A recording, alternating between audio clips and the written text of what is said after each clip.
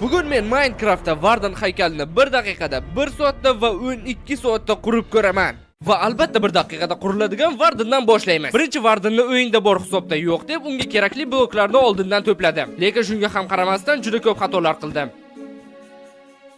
Oxir-oqibat Vardan qurilishiga 1 daqiqadan sal ko'proq vaqt ketdi, lekin shunga qaramasdan u tayyor. O'ylaganimdan ham yaxshi chiqdi. Yana men buni ataga 1 daqiqada qurganligimni ham hisobga oling. Bizda yana ikkita qurilish qoldi, 1 soatli va 12 soatli. Oxirgisi albatta sizni lol qoldiradi. Lekin hozir 1 soatda Vardan qurilishga urinib ko'ramiz. 1 soatlik Vardan uchun bloklar to'plashdan oldin kelinglar bitta yaxshiroq porox ferma quraylik, sababi mana bu haqiqiy dahshat. 1 soatda 1 stak porox olib keladi. Qurilish uchun bloklar ham muammo bo'lmaydi. Fermani taxminan mana shu yerda qurishga qaror qildim. Ferma qurilishi uchun kerakli narsalarni to'plash muammo bo'lmadi. Aytgancha ferma soatiga 4000 tadan porox olib keladi va uni bunday zo'r qiladigan narsa mana bu pigmentdir. To'g'rirog'i uning oddiy olamda zombiga aylangan versiyasi, sababi u nayzani ko'tara oladi. Nayza ham oddiy emas, juda qattiq sehrlangan. Bu zombi cho'chqaga har safar qorbola qo'ratganda uni jahli chiqadi va nayzasini to'g'riga qaratadi, lekin hech qachon qorbolaga yetib bora olmaydi. Ularning o'rtasiga esa kriperlar tushadi. Shu nayza esa kriperlarni sanchadi. Nayza esa juda qattiq sehrlanganligi uchun tushayotgan porox miqdori ancha ortadi. Fermaning eng asosiy qismi shu edi. Endi ustida biron xil porox ferma qursak kifoya. Xo'sh, endi 1 soat AFKda turib ko'ramiz qancha porox olib keladi. Bu onlar yetib keldi. Eski fermadan 54 marta yaxshi. Endi mana bunday qilsa ham bo'ladi. Rostini aytsam, bu fermani Vardanlardan oldinroq qurgandim. Hammayli endi 1 soatlik Vardan qurilishiga qaytsak ham bo'ladi. Bloklarni to'plash ham bu safar vaqt ichiga kiradi. Birinchi navbatda bizga 486 ta qora beton kerak va bu bilan hech qanday muammo bo'lmaydi. Tayyor. Feruza ranglisidan 150 ta. Biz bir kerakli betonlarni esa shunchaki sandiqlardan oldim. Menda bor ekan. 36 ta kvars blok. Bu muammo bo'lmadi. Faqat menga kerakli kvars blok bo'lishi uchun pechkada pishirish kerak ekan. Bilmasdim. Aytsam ishonmaysiz, menga qo'zi qo'rin oyog'i ham kerak ekan. Yaxshiyamki 40 dona. Hech tushuna olmadim, nahotki qo'zi qo'rin oyog'i shu qadar chiroyli blok. Pechkaga solgan kvarslarim ham tayyor bo'libdi. Yana qurilish uchun bizga ko'pgina jur ham kerak bo'ladi. 70 ta feruza va 60 ta qorasidan. Shu sabab kichik bo'lsa-da qo'y ferma qildim. O'sha yerda ularni ko'paytirib, jurlarni oldim. Qizig'i bunaqa fermachadan 3 ta qildim. Hammasini bir joyga to'plashga erindim. Nima bo'lganda ham kerakli jurni to'pladim. Endi faqat boyaga quruq betonni oddiy betonga aylantirish qoldi. O'ylaganimdan ko'p vaqt oldi lekin. Endi bizda qurilishni boshlash uchun hamma narsa bor demoqchi edim men. Yo'q, hamma narsa emas ekan. Bizga 4 dona ochko'k rang kerak. Mana endi rostdan ham qurilishni boshlash uchun hamma narsa bor. Qizig'i narsalar ko'p emasligidan hammasini shunchaki inventarga solib olib qursam bo'ladi. Va bu juda ham qulay. Qani qurdik.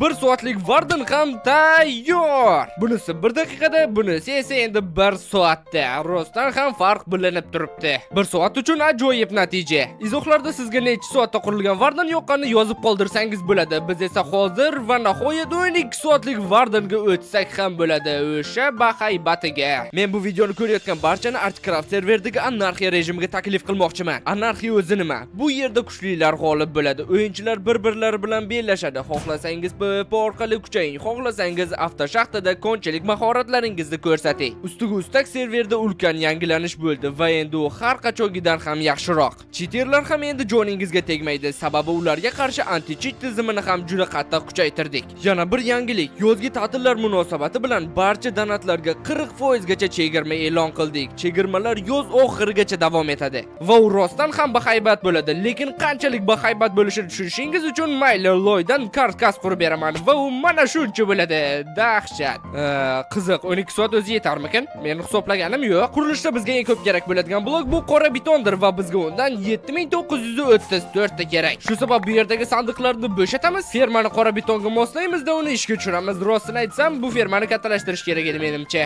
Sababi naqd 1 soat AFKda turishga to'g'ri keldi. Bizga esa vaqt hozir juda muhim. Hozir esa men Nezaret yetmonimni samaradorlik 5 sehriga sehrlayman-da, Nezerga borib 1477 nahotki samaradorlik 5 sehriga sehrlangan ketmon bilan bu narsani lahzalarda sindirish mumkin. Men hattoki tasavvur ham qila olmasdim bu blokni lahzalarda sindirish mumkinligini. Lekin bu yaxshi. Boshida o'ylagandim bunga butun umrim ketib qoladi deb. Tayyor. 869 ta feruza beton ham bizga kerak. Naqd 1000 ta ko'k taxtadan ham. Yaxshi hamki bitta daraxtdan 4 ta taxta yesa bo'ladi. 600 ga yaqin qumtosh ham bizga kerak bo'ladi. To'g'rirog'i uning pechkada pishirilgan varianti. To'qim tosh erguncha yana bir narsa bilan shug'ullansak bo'ladi. Qo'ziqorin oyog'i. Ha, bizga 340 ta qo'ziqorin oyog'i kerak. Yana. Nimasan sen? Nega sen bunchalar hammaga keraksan? Har bitta qurilish sensiz bo'la olmaydimi? O'ylay agar tushunmadim. Yana bir durustroq fermasini qurib ham bo'lmaydi bu yaramasni. 36 ta ochko'k jun va 24 ta oq jun. Aytgancha bizga 2 stak ochko'k betondan ham kerak. Kutib oling, betonni qayta ishlash mashinasi 3000. Hamma gap shundaki, mendagi barcha beton hozir quruq holatda. Menga esa ular mana shunday qattiq holatida kerak. Bu uskuna esa shularni hammasini AFK holatda bajarish imkonini beradi. Bir qo'lda beton, ikkinchisida kirka. Yana shu vaqtda F3+T harflarini bosib, aynan shu vaqtda sichqonchadan qo'limizda oladigan bo'lsak, Minecraft hali ham sichqonchani ushlab turibdi deb o'ylaydi va bosib turishni davom etadi. Ya'ni hammasi butunlay avtomatik sodir bo'ladi. Lekin ming afsuslar bo'lsin-kim, hammasi ideal emas. Bloklarning bir qismi tashqariga uchib ketibdi. Men qayta ishlashga qo'ygan 2 sandiq betondan faqat 1,5 sandig'i qolibdi. Bu degani yana beton fermada AFKda turishga to'g'ri keladi. Qiynalib yo'qotishlar bilan bo'lsa-da kerakli betonni to'play oldik. Faqat boshqa rangdagilar bilan bunaqa tavakkal qilib o'tirmadim-da, hammasini qo'lda qayta ishladim.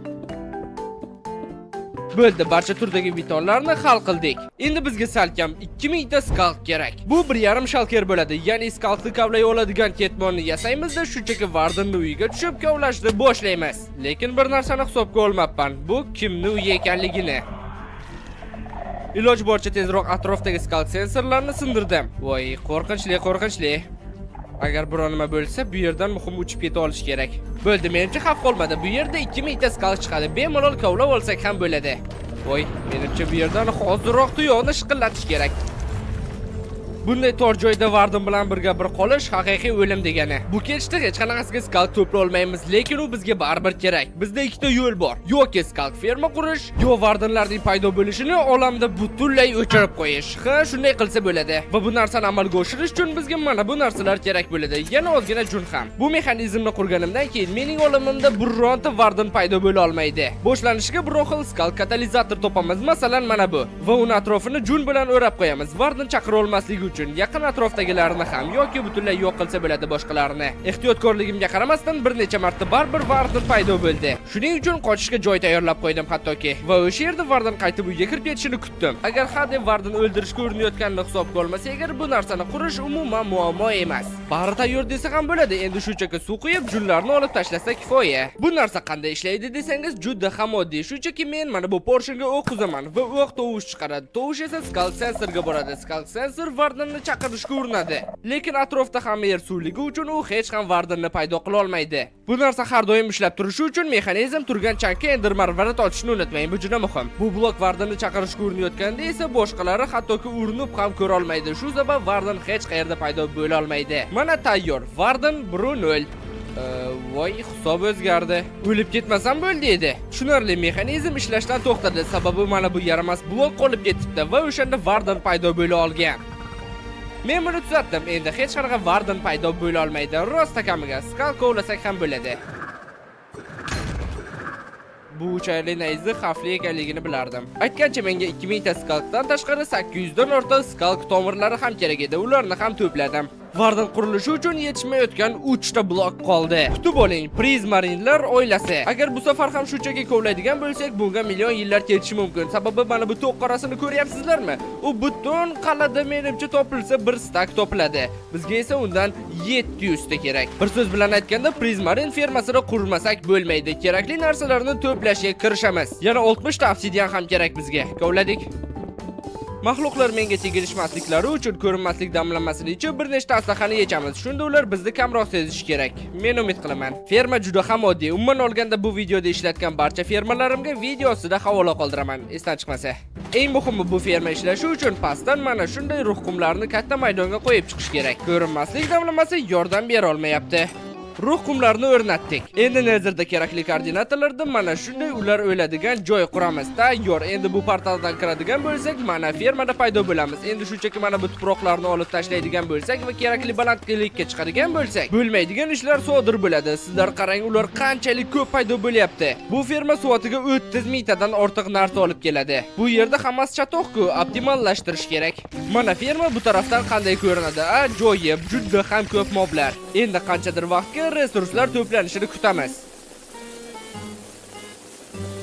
Ajoyib, yana bu ferma ustiga ustak qora rangni ham olib kelib berar ekan. Sababi bu bizga kerakli to'q qora prizmarini yasashda juda ham muhim. Yo'qsa yana qora rang fermasini ham qurishga to'g'ri keladimi deb o'ylayotgandim. Prizmarinli ishlarni hal qildik. Oddiy prizmarinlar ham muammo emas. Lekin qoramtir prizmarinlar uchun juda ham ko'p qora rang kerak. Shuning uchun ozgina ovga chiqishga ham to'g'ri keldi. Lekin oxir-oqibat barchasi tayyor. Barcha kerakli turdagi prizmarinlar to'plandi. Biz buni uddaladik. Barcha kerakli bloklar to'plandi va bizda ro'paraso 3 soat vaqt qoldi. 1 daqiqa, 1 soat va nihoyat 12 soatlik. Umid qilamanki 3 soat yetadi. Yetish kerak. Endi iloji boricha ko'proq va xilma-xilroq bloklardan qo'lga olamizda qurilishni boshlaymiz.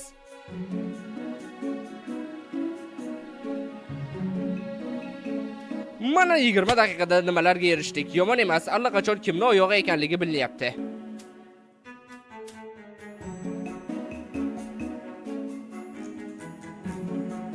Boshida skalk tomirlarni qo'yish haqiqiy muammo bo'lsa kerak deb o'ylagandim, lekin yo'q. U faqat bitta blokni ustiga qo'yilar ekan. Qanday yaxshi. Vardirni tagiga qorong'u bo'lishni boshladi. Yoritib chiqmasa bo'lmaydi. Va albatta ichini ham albatta yoritamiz.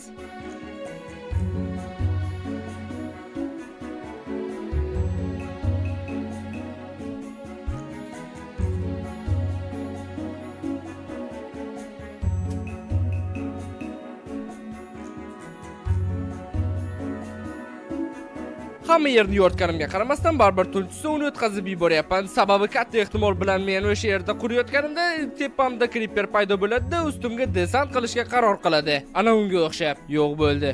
Charchadimmikin? Qurilish vaqtida qarasam, bir blok menga yetishmayapti. Kvars blok. Axir men bunaqasidan pechkaga boya solgandim-ku deb pechkaga qarab uchdim. Yo'lda qulab tushganim mayli, borganimda pechkada hech qanday kvars yo'q ekan. Keyin yetib keldi. Men uni 1 soatlik uchun kovlagandim-ku. Buning uchun boshqa kvars kerak bo'lsa kerak deb qarasam, 276 ta kvars blok kerak ekan menga. Kvars kovlayverib 38 dan 46 darajaga ko'tarildim. Dahshat. Endi shunchaki kvarslarni pechkaga solib eritish qoldi. Tayyor bo'lgan kvarsni olib ishga qaytsa ham bo'ladi bemalol. Charchab ketdim. Tanasini tugatdik muhimi. Faqatgina bosh qoldi.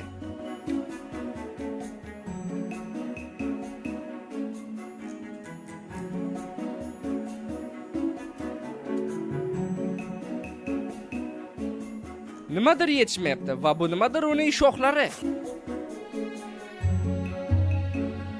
Qoch meni joyim. 1 daqiqada qurilgan vardan, 1 soatda qurilgan vardan va nihoyat 12 soatda qurilgan vardan. To'xtang, videoni o'chirishga shoshilmay turing. Biz hali mana bu 12 soatda qurilgan vardan ichiga golemni qamaganimiz yo'q. Ha, qandaysiga ulkan vardanni qo'lib, oxirida uning ichiga vardanni qamamaslik mumkin axir. Faqat buning uchun birinchi mana bu uskunani to'xtatib turishga to'g'ri keladi. Paydo bo'ldi. Hey, men bu yerda. Bo'ldi, portalga kirdi. Muhimi vardanni qo'ldan jon bermaslik. Endi uni sekin-sekin portalga olib kelish kerak. Vardan o'zining ovozli zarbasi bilan juda ko'p jon oladi. Lekin men uni portalga kiritib oldim. Lekin ming afsuski, vardan xato joyga qulab tushibdi. Shu sabab yana bitta vardanni olib kelishga to'g'ri keldi. O'zi birinchisini ham olib kelish oson bo'lgani yo'q edi.